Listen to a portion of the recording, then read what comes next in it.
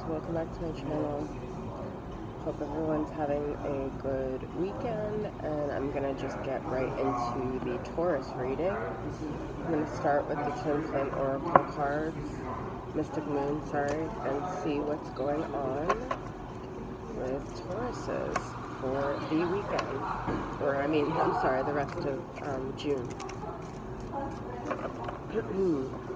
It's been a really weird weekend for me. I just had I don't really even want to bring this up, but I guess it's sort of related to this because I'm just really into signs and stuff, and I saw anyways, you know, I'm not going to talk about it. I'm going to remain my mysterious Scorpio moon self. It's not relevant.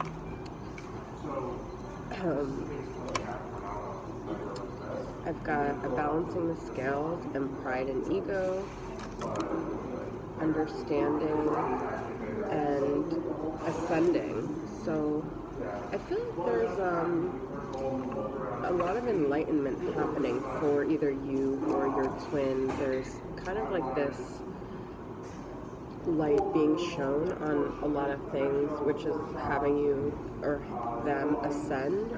There's a lot of grounding going on, and there's a lot of understanding that there's been a lot of pride and ego in this situation. So I feel like they are purging something from the past, and they're finally getting like a lot of clarity around things that happened, ways that their ego prevented them from doing the right thing, and they're achieving a lot more balance in their thoughts, I feel, and in their ego as well. Like they are learning how to be more humble, be more compassionate, be more self-aware.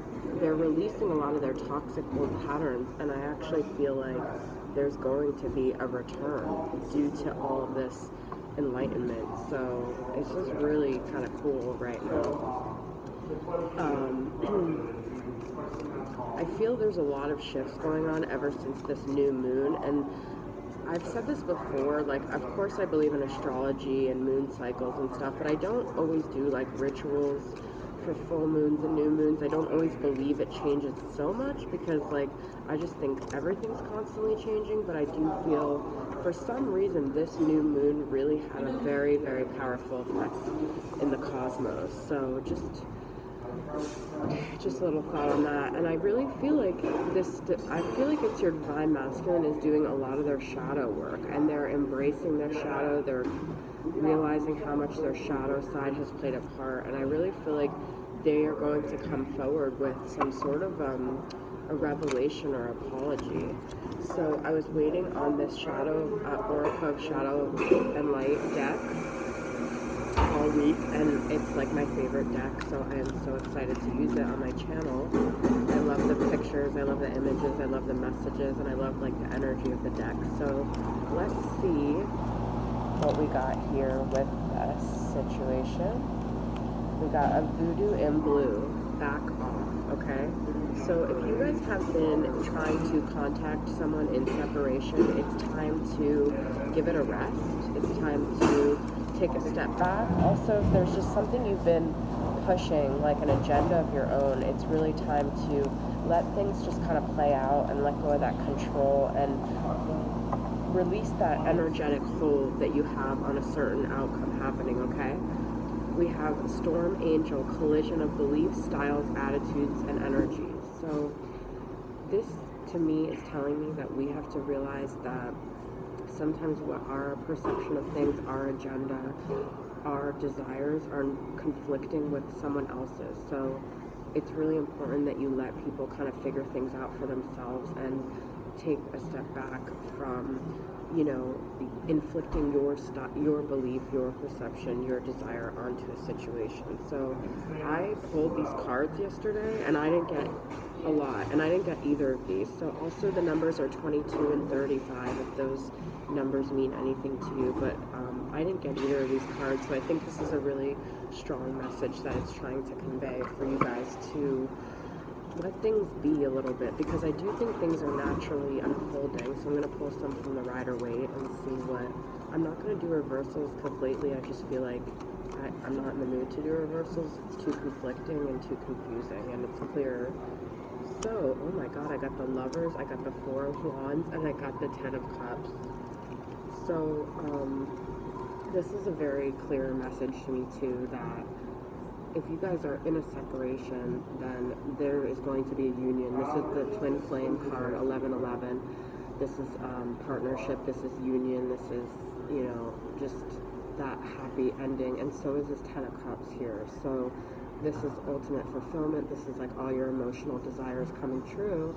And this is the Lovers, obviously. And I feel like this person may have been conflicted between two lovers, or they may be having a revelation of what they really want in a partnership, in a love situation. These are all really positive cards to get right off the bat all together. So I do feel like someone is having a lot of, I think they're getting to a point where they're not letting fear to interfere with their desires anymore, and that they're going to pursue what they ultimately want. Yep, and this is the Ace of Pentacles. So I do feel like someone is going to come forward with an offer, with a tangible new beginning and a foundation for a new dynamic. So that's really cool. This is really interesting.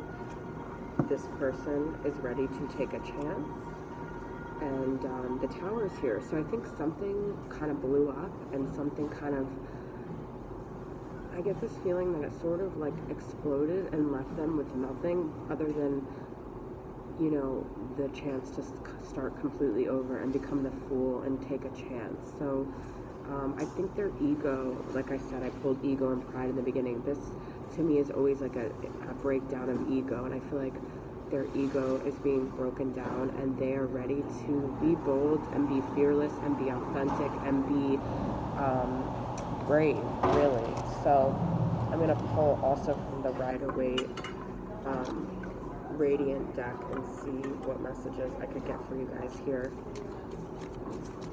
I'm not really getting any specific astrological signs yet. Maybe Gemini, because that Lovers, and the Fool is like an Aries, but I don't have like a clear feeling of, here's an Eight of Pentacles. So I feel like someone has put a lot of work into something, and they're ready, and there's kind of, that could also be a little bit of a pride and ego too. They want to be recognized for all their hard work, and they want to kind of show off the effort they've put in.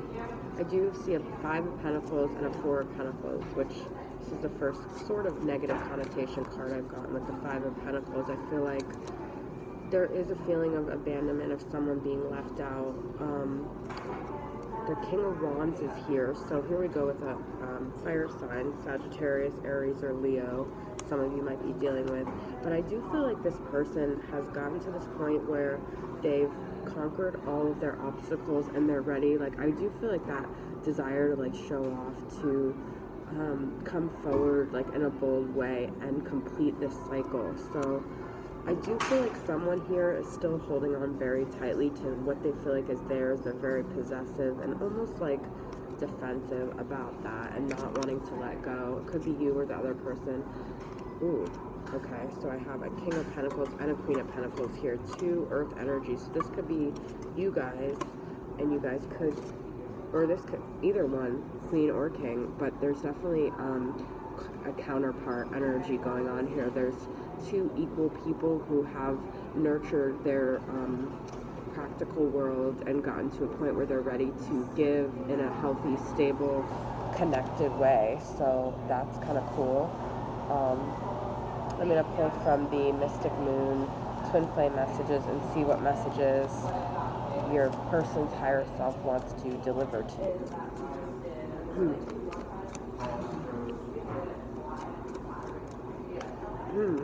We got, I can't take this anymore. So I do feel like someone's really stressed out about something. They feel like the energy is just too overwhelming at this point. I look at your picture often. So I do feel like they're really missing you. And this conflictedness regarding the situation is really stressing them out. I'm trying to think of what to say. So they are, I really do think you need to back off, because I feel like they have a lot of pressure and they want to talk to you, but the more you're pushing it, the less they're likely to come forward. So I do feel like the thing for you guys to do is take a step back and try to let them come forward to you if you're trying to get in contact. I'm going to pull one or a couple more of these oracle cards and see what messages I have. Signs. Yeah, this is kind of what I was going to say in the beginning. Just pay attention to the signs. Right now, the signs may have to be enough for you, because if you're not communicating in the 3D, the signs are your connection to the divine, to that connection that you might not be able to physically connect to. So just keep noticing the signs, because they're trying to present themselves to you in whatever way they resonate with you. So that's the message I have for you guys. Thanks for tuning in. I'll see you guys next time. Bye.